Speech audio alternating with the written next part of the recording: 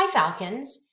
This is day 3 of our narrative writing. We've looked already at Nuffle Bunny, and we began to see that there was a beginning and a middle and end to Trixie's day and learning to say her very first words. And then on Friday, you were brainstorming ideas for your own topic, and you began to select one of those that was going to be the best fit with the most emotion and enough material that you can write about it. Well, today I'm going to share my own narrative and how I'm going to put that together. And then today you're going to finish your graphic organizer, at least the part that we are going to do today.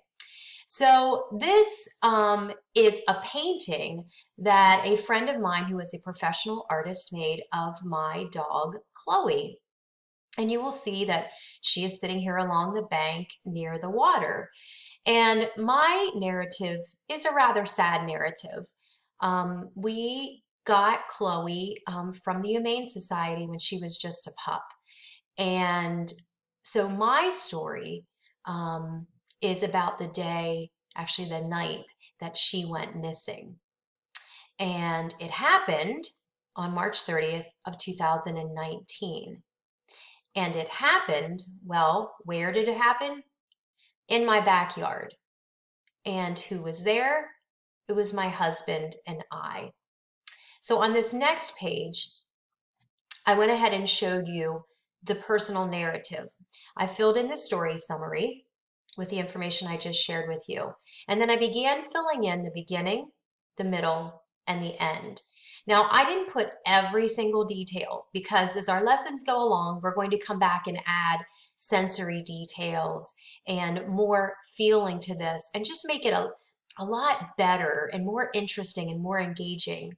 So you'll see that the beginning of my story is simply, remember, this is just a small moment. I could tell you about the whole adventure, but I'm just really sticking to those first few hours that she went missing.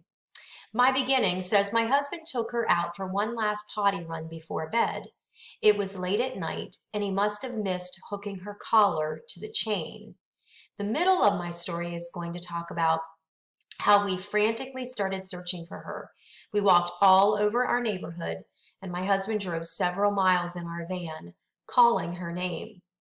The part that I'm going to end with says we looked all night until the sun started to come up. I was crying, hopeless, and scared. Now, as I said, this is just a start. I'm going to come back later and fill in just like you will. But today, here's what I want you to do. It is your turn. So I want you to get your graphic organizer and I want you to start filling in the beginning, the middle, and the end, because on Friday you already filled in the summary. So today I just want you to take a few minutes and put, I don't know, 2, 3 sentences in there. If you run out of room, you can go onto the back. But remember, we're going to come back and revise and add as we go along. All right, Falcons, good luck.